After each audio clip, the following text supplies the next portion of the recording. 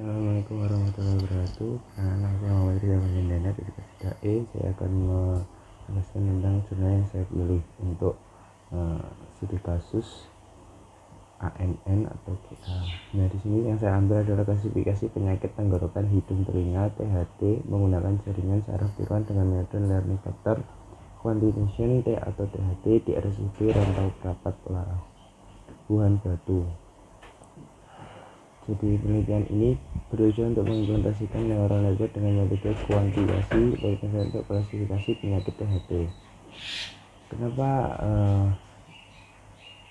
untuk klasifikasi penyakit tenggorokan hidung telinga ini untuk THT sendiri kenapa menggunakan ANN untuk permasalahannya sendiri? Karena dalam penanganan THT ini ketika di kehidupan sehari-hari banyak ditemui kasus keterlambatan penanganan maupun kurangnya informasi pasien dalam mengidentifikasi jenis penyakit THT pada anak dan menanganinya. Jadi walaupun THT ini diderita oleh anak-anak maupun orang tua, tapi ketika kita menggali informasi ataupun cara penanggulangannya dalam penyakit THT ini sangat kurang, maka dari itu dibutuhkan sistem yang bisa menangani hal tersebut. Nah, untuk penanganannya sendiri ini menggunakan THT, menggunakan yaitu bukan THT, artificial intelligence dengan menggunakan jaringan saraf tiruan, tapi dengan metode penanganannya itu menggunakan metode learning factor quantitation atau LVQ.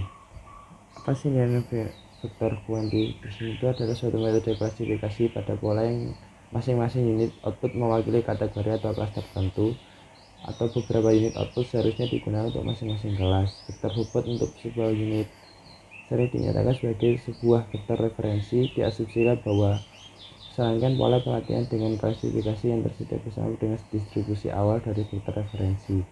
Sesudah pelatihan, sebuah jaringan algoritma mengklasifikasi vektor itu dengan menugaskan ke kelas yang sama dengan unit output, sedangkan yang mempunyai vektor referensi diklasifikasikan sebagai vektor input. Jadi apa sih keuntungan dari itu? Adalah keuntungannya sendiri itu terdapat nilai error yang lebih kecil, dapat meringkas data set yang besar menjadi yang lebih kecil, dimensi yang di dalam codebook tidak dibatasi, dan model yang akan dihasilkan dapat diubah secara berjalan dari penelitian tersebut. Nah, ini sudah data dan kerangka kerja penelitian, data gejala penyakit, demam, sakit kepala dan sebagainya. Nah, kita masuk ke implementasi dan pengujian. Pelatihan dan pengujian jaringan saraf tiruan dengan algoritma learning factor dan untuk keseluruhan data penelitian dilakukan. Pelatihan dan pengujian ini akan menggunakan tool MATLAB. Nah, yang digunakan perangkat yang digunakan untuk pengujiannya adalah MATLAB. Mungkin hasilnya nanti akan seperti ini. Kita penyakitnya ada X.